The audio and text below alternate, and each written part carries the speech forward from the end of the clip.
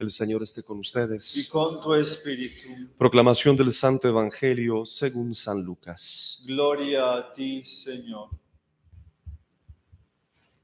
En aquel tiempo, llegada la hora de cenar, se sentó Jesús con sus discípulos y les dijo: «Cuánto he deseado celebrar esta Pascua con ustedes antes de padecer, porque yo les aseguro que ya no la volveré a celebrar hasta que tenga cabal cumplimiento en el reino de Dios». Luego tomó en sus manos una copa de vino, pronunció la acción de gracias y dijo: «Tomen esto y repártanlo entre ustedes, porque les aseguro que ya no volveré a beber del fruto de la vid hasta que venga el reino de Dios». Tomando después un pan, pronunció la acción de gracias, lo partió y se lo dio diciendo: «Esto es mi cuerpo que se entrega por ustedes. Hagan esto en memoria mía». Después de cenar, hizo lo mismo con una copa de vino, diciendo: «Esta copa es la nueva alianza sellada con mi sangre, que se derrama por ustedes». Palabra del Señor. Gloria a ti, Señor Jesús.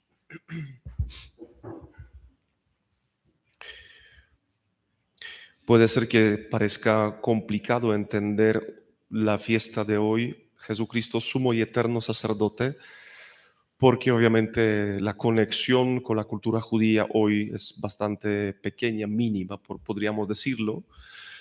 Y lo que era tan obvio para los judeocristianos, es decir, los provenientes del judaísmo en el siglo I, hoy para nosotros no es tan claro. Pero gracias a Dios que tenemos la Sagrada Escritura, especialmente la Carta a los Hebreos, donde se explica algunos detalles de la ley mosaica, de la ley de Moisés, donde se prescribe una suma de ofrendas, especialmente la más importante, la ofrenda del perdón, la ofrenda que se ofrecía una vez al año por el sumo sacerdote que entraba al lugar santísimo, el día Yom Kippur, el día del perdón, cuando el sacerdote, de manera muy humilde, vestido solamente de la túnica blanca, cubriendo los pies, incluso también la túnica bastante larga para que no se viera la piel, entraba agachado al lugar santísimo para ofrecer la sangre perfecta de los animales por el perdón del pueblo, una vez al año. Y todo el pueblo estaba esperando afuera, alrededor del atrio, el cumplimiento de la ofrenda. El sacerdote, con toda la solemnidad, derramaba la sangre perfecta sobre el propiciatorio del arca de la alianza entre los dos querubines, clamando el perdón de los pecados para el pueblo. Y se estaba esperando el siguiente paso. Si el sacerdote salía vivo, eso quería decir que Dios sí recibía la ofrenda. Y al salir se ponía de gala, se ponía el efod solemne, es decir, como la casulla.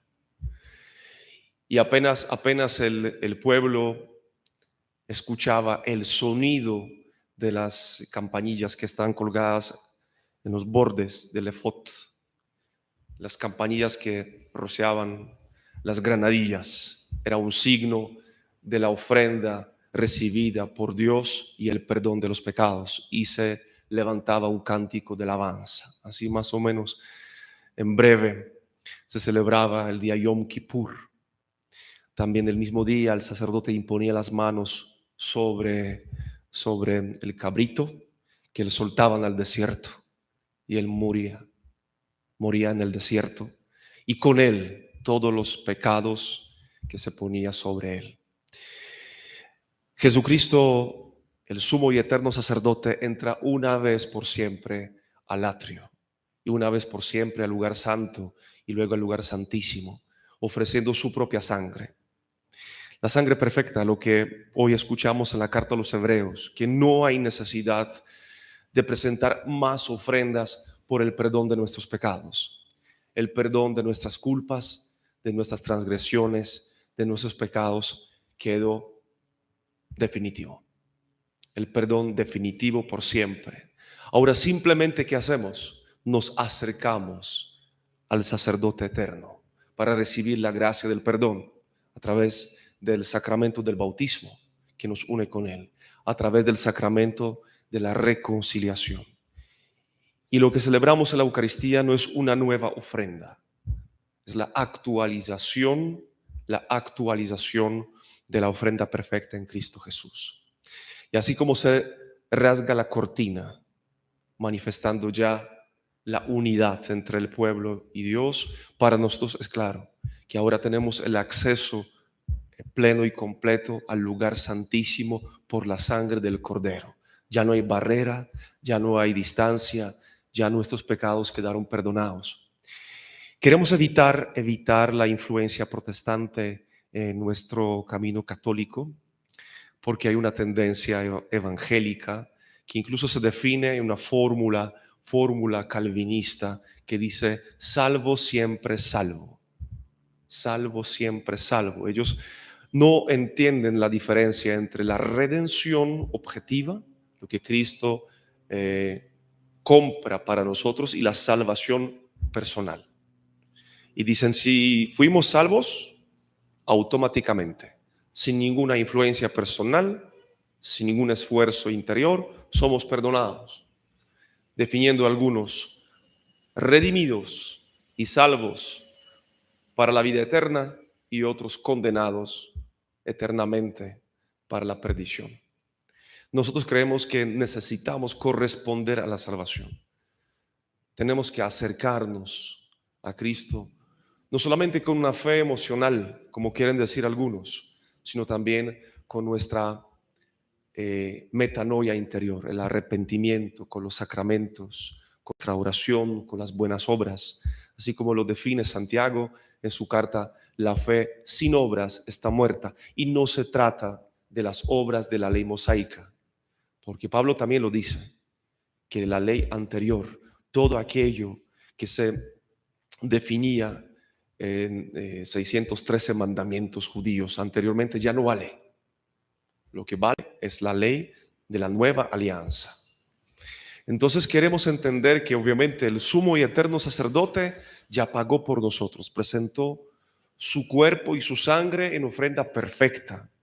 Él, parecido a nosotros en todo menos en el pecado, se ofrece por nosotros. Al mismo tiempo es sacerdote, víctima y altar. La ofrenda perfecta. Y ahora, acercándonos a Él a través de la fe, nosotros recibimos esta gracia. Participamos en la bendición perfecta que garantiza no solamente el perdón de nuestros pecados. Yo creo que todos somos testigos de que Dios sí puede cambiar nuestra personalidad. Es el blanco, es el fin, la meta. No es la oración. La oración es simplemente el medio. Lo mismo la Eucaristía, obviamente es la meta que alcanzamos, pero luego otro fin que Dios marca es una transformación total, una renovación de nuestra mente, la sanación interior, el perdón de nuestros pecados, la fortaleza para nuestra voluntad. Como dice el Salmo 34, contémplenlo y quedan radiantes.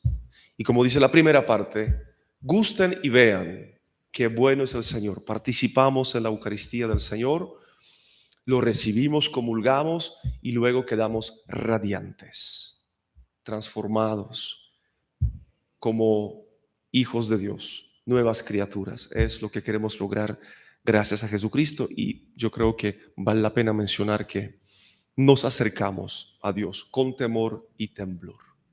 Y como decía San Pablo, llevamos este tesoro en vasijas de barro.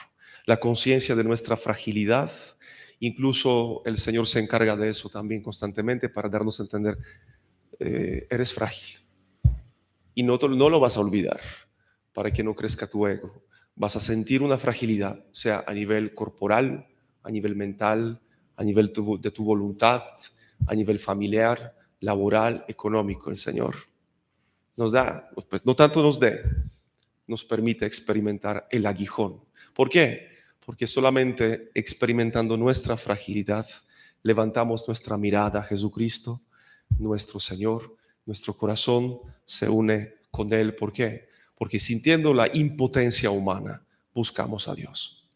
Hoy, en la fiesta tan especial de Jesucristo, sumo y eterno sacerdote, queremos abrazarlo a Él, su ofrenda perfecta, su sangre, su cuerpo, su espíritu, escuchar su palabra y dar el paso. Este paso de Jesús, entrando al lugar santísimo, a la casa del Padre, garantiza el perdón de nuestros pecados y, como dice hoy la carta a los Hebreos, también la intercesión continua, porque Jesucristo, como sumo sacerdote, intercede todos los días, en cada momento por nosotros. No es solamente una vez, sino todo el tiempo, sentado a la diestra del Padre, recibe nuestras oraciones. Por eso, cuando elevamos la oración litúrgica, la elevamos al Padre por Jesucristo nuestro Señor.